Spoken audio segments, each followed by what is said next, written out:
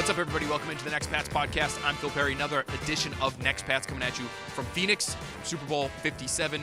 We've got a great mini pod lined up for you here because we're going to hear from Rob Gronkowski from the Fox broadcasting team. Also, you might remember him as a former Patriots tight end, a Hall of Fame level tight end. We're also going to be talking to Ashley Adamson from the Pac12 Network. We're going to hear from her on some potential Patriots coming out of the Pac12 in this year's draft.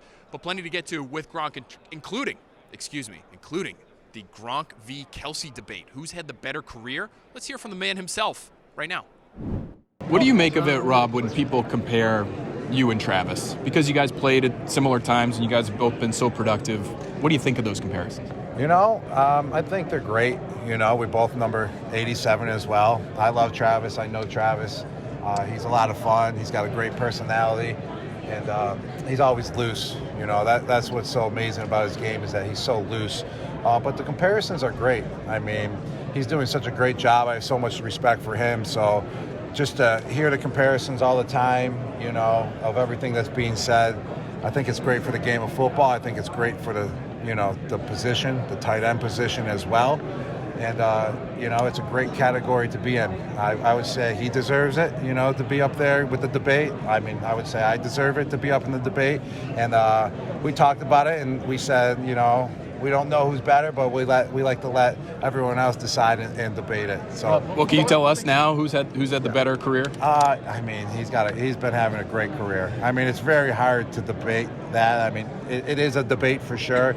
He's having a heck of a career. I respect his game like no other, but I'm not here to say whose career was at the top. I just like to let you guys do that. You guys play differently, though, right? Can you describe how exactly you guys had different styles? Yes, exactly. We're both also different style players, and that's what it's all about, is finding your style. People are always like, "Oh, Rob, but you block more, you're more physical." But guess what? That's just typically not his style. That's not the offense he's in. That's not what they need him to do. So if you're going to be more successful with what he's doing, how he's utilized under the center, in the backfield, out wide, in the slot, if that's going to put up more points for your team, well, then that's what you're going to do.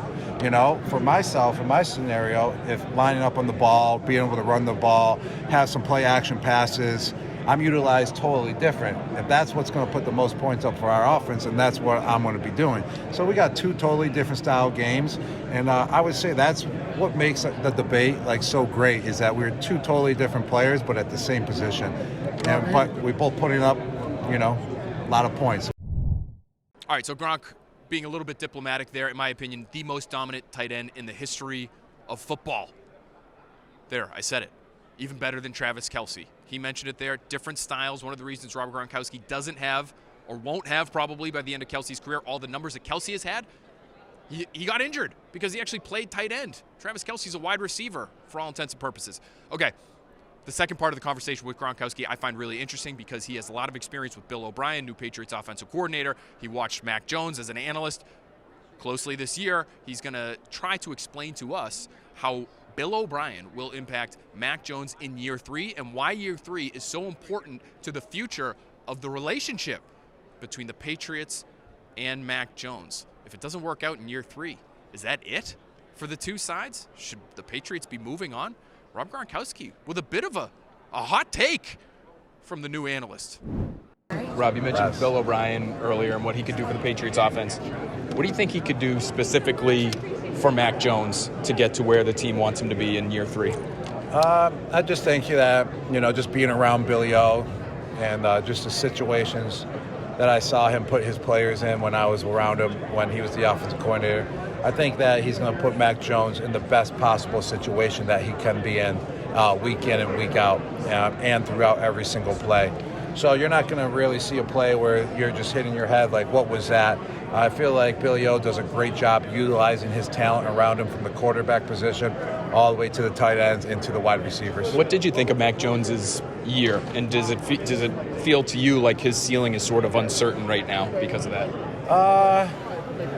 He had a great rookie season. Obviously, it kind of went downhill a little bit. But I really feel like, sky could be the limit for him as well, In order to be successful, as a player, sometimes you just got to be in the right system. And I feel like having Billy O come in is going to be the ultimate test, you know. If he doesn't improve under Billy O, well, then I think the ceiling is closed. But if he improves under Billy O and does what, you know, uses his talents, showcases his talents the right way, I think that he can go as far as he wants them. All right, interesting stuff there from Rob Gronkowski, and a little bit of criticism from Gronk, the analyst, for Bill Belichick. Moving on from that Patriots offense. That was a wonderful system that they had there in New England. Why change last year? He's hoping Bill O'Brien, as I think a lot of Patriots fans are, hoping that Bill O'Brien brings back that old Patriots scheme. Okay, let's get to our conversation now with Ashley Adamson. Again, host for the Pac12 Network. She is all over these Pac12 prospects year-round in a way that we cannot be. And so we got some great insight from her on a couple of receivers, one from USC who could go very, very early, one from Stanford who should go a little bit later but just lit it up at the Senior Bowl. And then there's a tight end. The Patriots maybe set a tight end with Hunter Henry and Jonnu Smith, at least for this year. But what about the future? Could Luke Musgrave from Oregon State be in the Patriots' sights? A freaky, freaky athlete, another guy who lit it up at the Combine. We'll get to more on him and many more here with Ashley Adamson. Here's our conversation. Very happy to have with us now Ashley Adamson, host at the Pac12 Network, also co-host of the Your Mom podcast with Lisa McCaffrey, Christian McCaffrey's mom. They interview all the most important moms, including Adam Schefter's mom. You just told us great stories about Adam Schefter's mom. You just nailed that intro. That was really, thank you so much. Really good. Better than I expected. You know, like 5 years of podcasting, it's about time. Can you give me some podcasting advice, though? Because we're only about 6 months in. So what's... No, it sounds like you guys are crushing it. Okay. Adam Schefter's mom, it sounds like it's going to be an amazing episode. I don't know if it's out just yet, but we're just talking came out about last it week. Off air. I need to go listen to it as soon as we're I will done send it to you when we get off. Okay, yeah. perfect. Shirley Schefter. Got to be an amazing woman to produce that kind of specimen. Exactly. I would and imagine. She told all the stories that Adam was not psyched about. So that's what moms do. They overshare. They do overshare, you know? which is fine. And we're going to see some moms. We're having you on to talk about the draft, but let's talk about some moms because let's just make it an easy transition. That's what we want to talk about. Yeah, let's talk about it all. Best mom at the draft story that you've ever heard is what? That is a good question. I will start with all of the moms of football players that have been drafted. We've talked about, okay, tell me what the draft experience is like for you. And basically, like, their eyes go back in their head and they get this, like, they turn ashen. Moms do not, like, it is not an enjoyable experience. Chris Darnold, Sam Darnold's mom, had the best line. She said, she goes, and I don't want to sound ungrateful because my son's like living out his dream and it was so special and I don't take any of it for granted. She said, but if someone told me to enjoy this process one more time, I was going to punch them in the mouth. And it's like, Chris Darnold is this like sweet little lady. And she Sam goes, Darnold it seems just, like a sweet guy. And he's the ever punched nicest anyone guy. in No, the he mouth. definitely hasn't.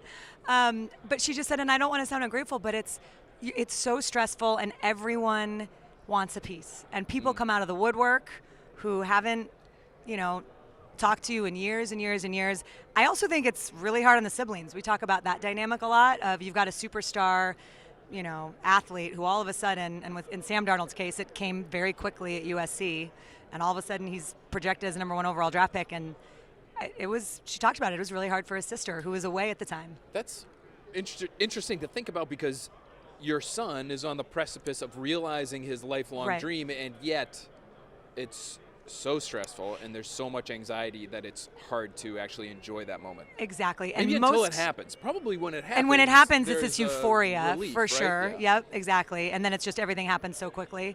But one of the things that Lisa talks about is I think if you've had a family where you've gone through the process before, so Lisa and Ed had been through the draft process when he got drafted, they had Christian's party at home. They didn't go to the draft. And she said it was so intense, like knowing what Ed's experience was, and Ed slid way further down than he thought. And she was like, I can't imagine if we had been in a room with other people.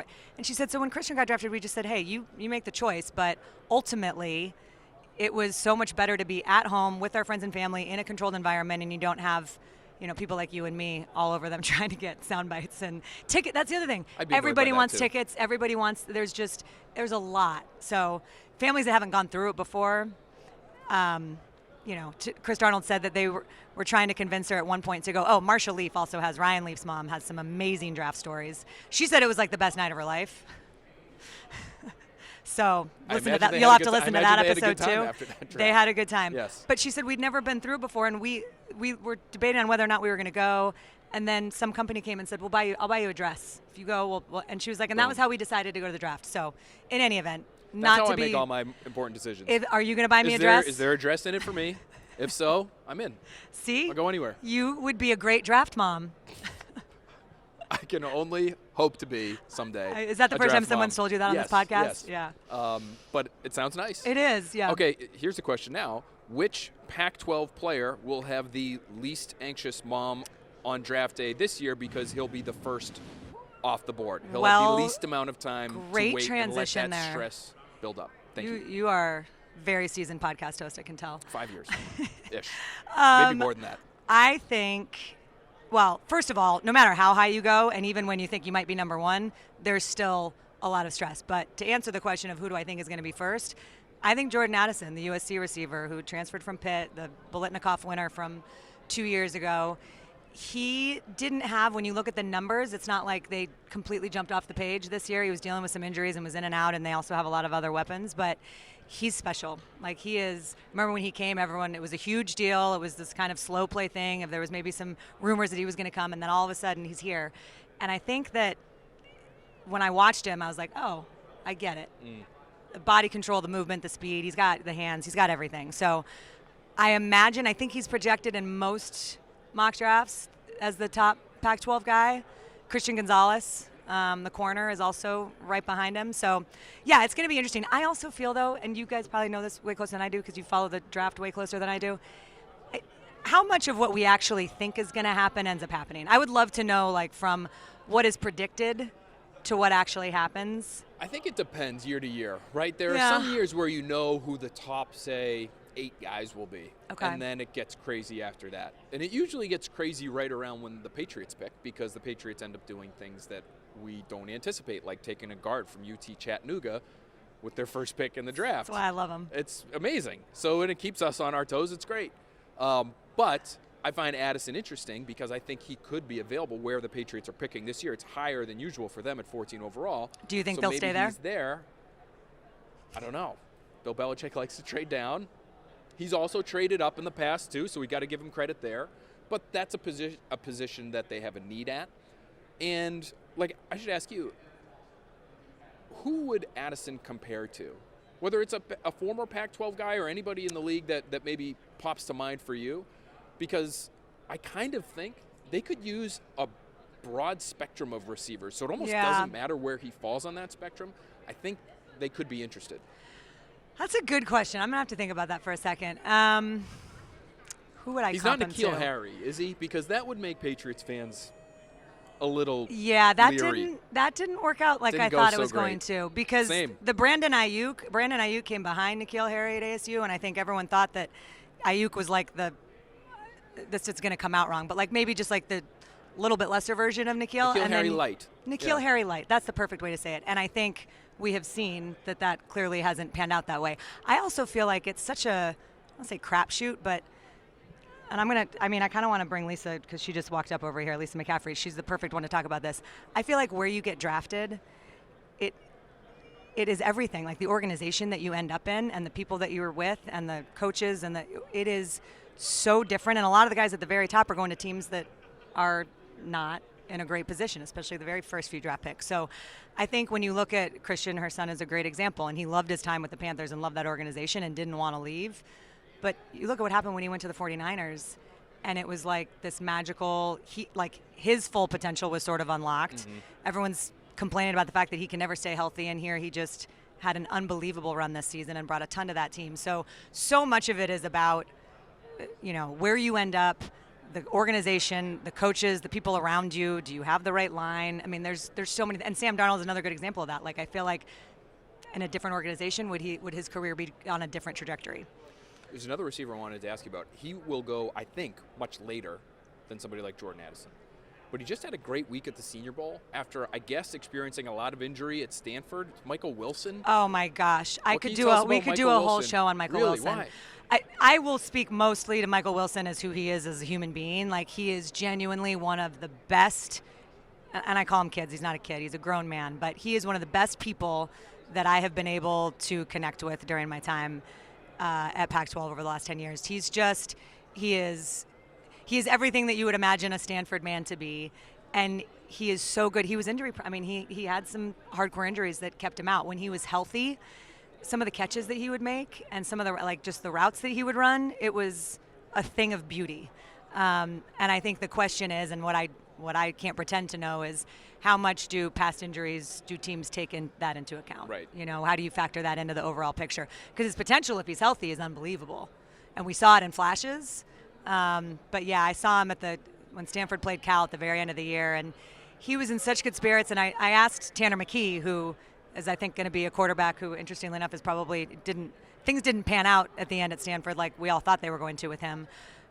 He's another terrific young man and a great talent. But I asked Tanner before that game when we were doing a pregame interview, and I said, losing Michael Wilson, what does that mean? He goes, the thing is, we lost Michael Wilson on the field, but he's like turned it up a notch in terms of engagement on the sideline and who he is as a coach. And he goes, he's like the best leader I've ever been around in my whole life. That's what Tanner said. So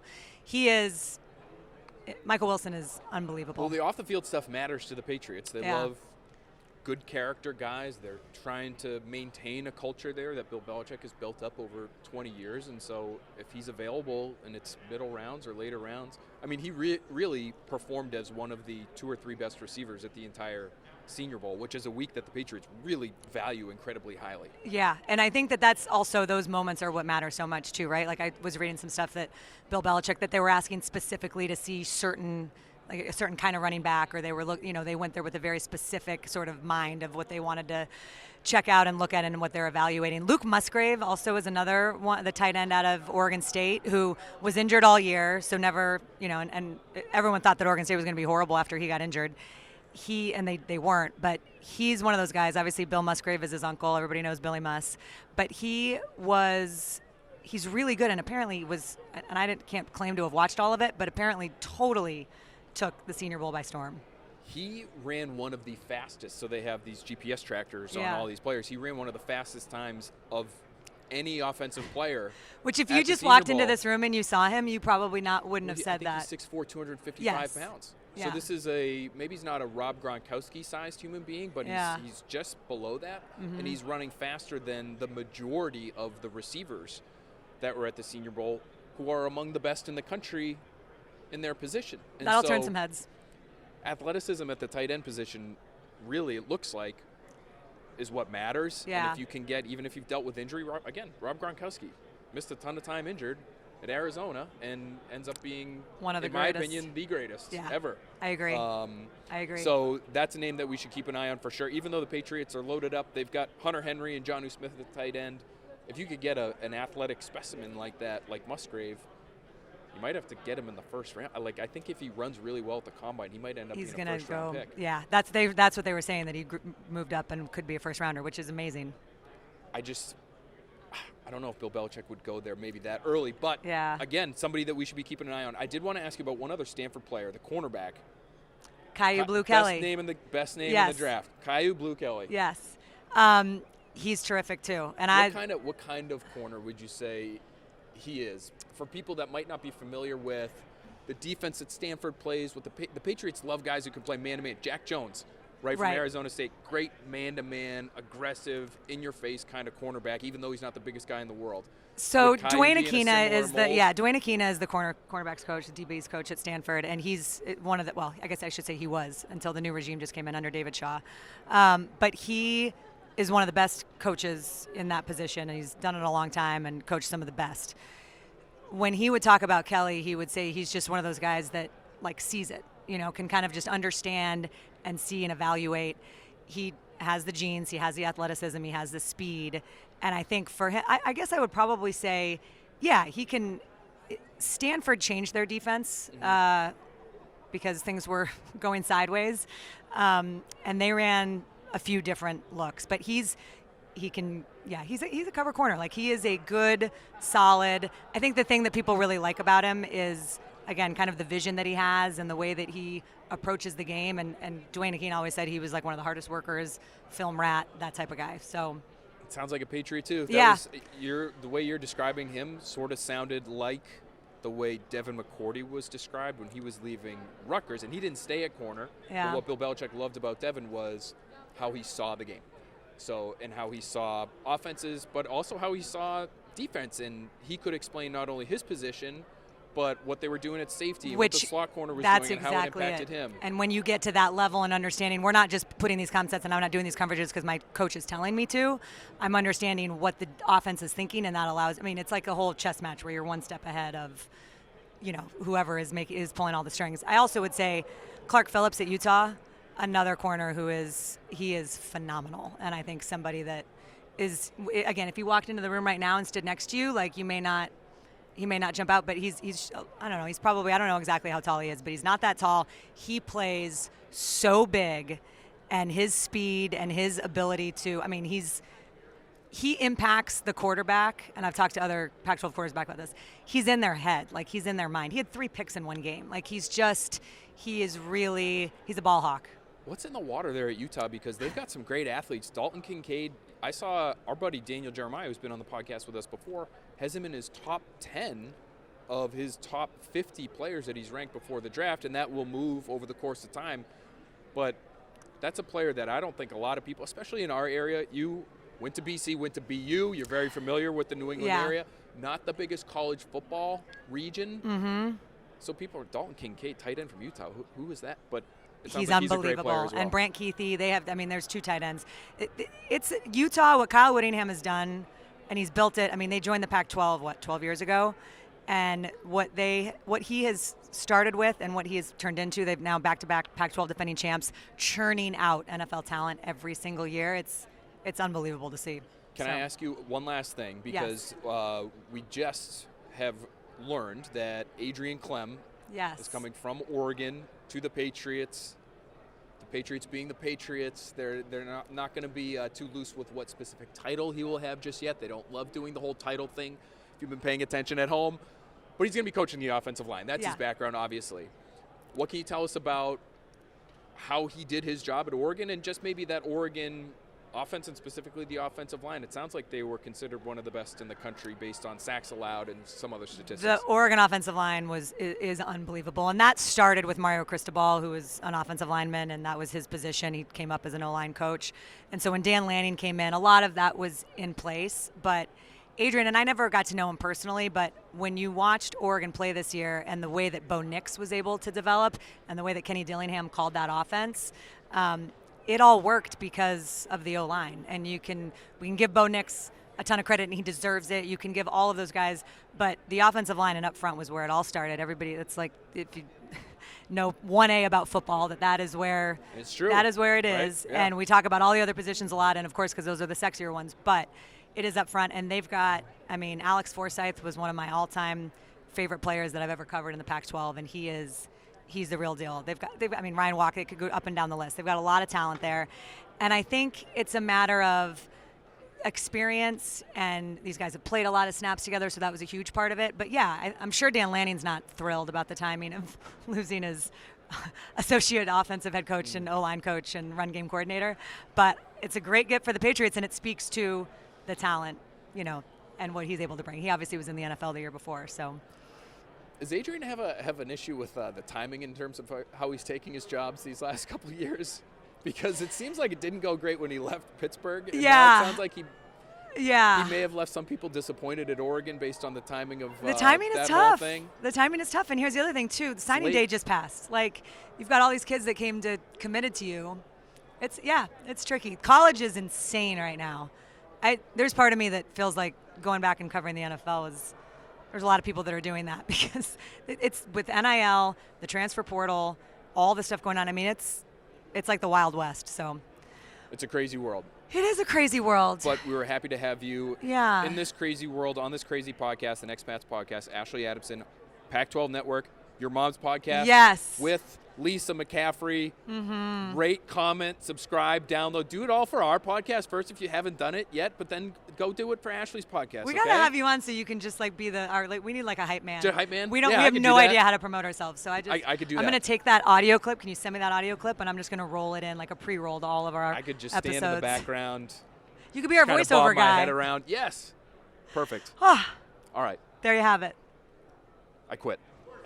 I'm on to the Your Mom's podcast. All right, thanks to Rob Gronkowski. Thanks to Ashley Adamson. Thanks to you for listening to this edition of the Next Pats podcast, another podcast from here in Phoenix. Super Bowl 57. We'll hit you with more as the week progresses. We'll talk to you.